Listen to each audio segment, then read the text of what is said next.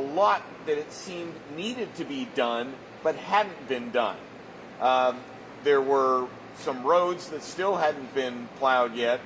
There were areas like right turn lanes and things of that nature in pretty major intersections that hadn't been gotten to yet. Did you keep plowing beyond last Wednesday or Thursday? We continued to have crews out last week, but the challenge was the frigid temperatures.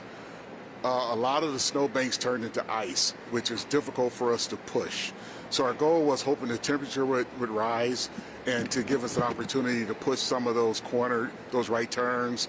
But as the temperature, and we faced those frigid temperatures, it was difficult to push some of those intersections. And then you also have to take into consideration, we had a record amount of snow last week.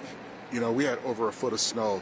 So we are attempting to do our best we can. Our goal is to make the streets passable and safe.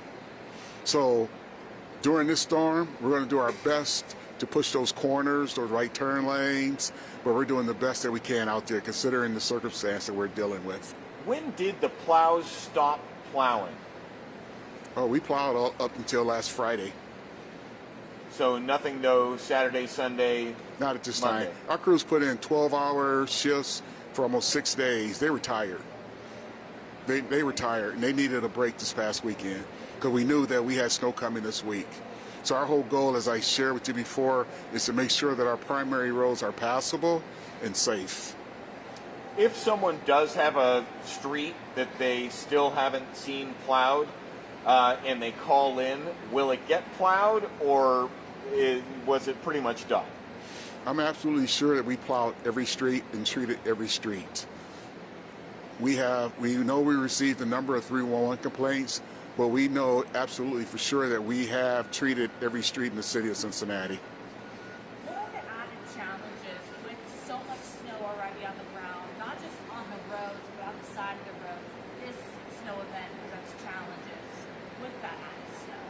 Well, the challenge is facing the frigid temperatures and the ice. So that's what we're facing, trying to combat pushing snow with the current snowfall. And the challenge we're facing is just the ice. The ice is making it very challenging. And then you also have to take into consideration the parked cars. So when we have parked cars, we can't go around them. All we can do is go right by them. And say when someone moves their parked car, you know, then there's a spot that we need to come back and get. But the challenge is for us to get between those parked cars. Today almost feels warm compared to what it was last week. Are you hoping that the salt is more effective with these temperatures versus what we saw last week? I think the salt was effective last week considering the temperatures, but I think the challenge is, again, just we don't know what we're going to receive with the accumulation that is expected, and the challenge is just dealing with this frigid temperature. Again, I think our last 3 snow events have been a record accumulation of snow, something that we're not used to. So I think our crews are doing a phenomenal job of treating the streets, making sure that our primary roads are passable. Because that's our goal, to make sure that our primary roads are passable. Do you feel a certain amount of pressure? Maybe describe, of course there's pressure, but can you describe it for us? What it's like to be the person in charge of all this with so many people watching and many who complain? Pressure? There's no pressure because I count on my team. I have a phenomenal team, and they're doing the best. They're the one that's out there fighting the roads. They are the one that's facing the pressure. They are the ones that's doing the best that they can do because, you know, they're away from their families 12 hours a day.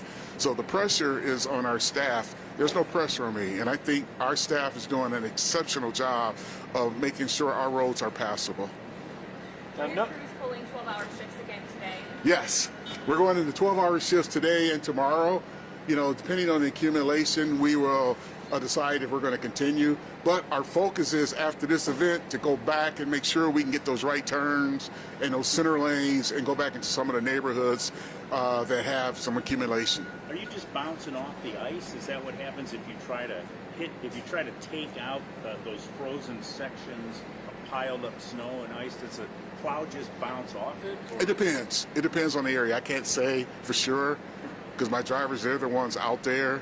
But from what I've seen, I think we're doing a great job as far as getting those windrows out and the ice accumulation. So we're doing the best we can with what we're facing out there. So I know that they have these emergency zones that people were not supposed to have parked in. I think the word was that 248 cars were actually removed. Is it possible in the non-emergency zones to start closing off streets so people will move their cars and you can get to the areas where people were parked, things of that nature? They close off streets all the time for parades, for dignitaries. They bag the meters.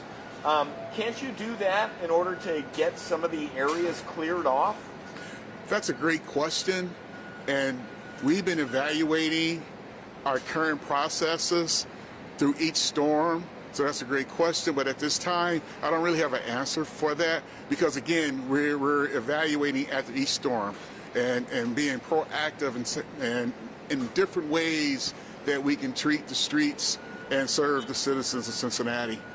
All right, last question. How many I have clouds? one question about the city being above average already in terms of snowfall totals for the season. I'm sorry, I can't hear you. The city's above average in terms of snowfall totals Yes. for the season.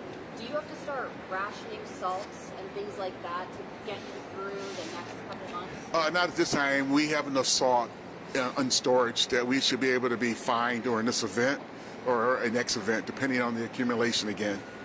I'm sorry, I just had one more question. Yes. How many plows are servicing this snowstorm that we're about to get, and how many are out of service or maintenance repairs because of the last storm? We have 65 plows out. We only have 2 plows that are out of service, and hopefully they should be in service sometime today.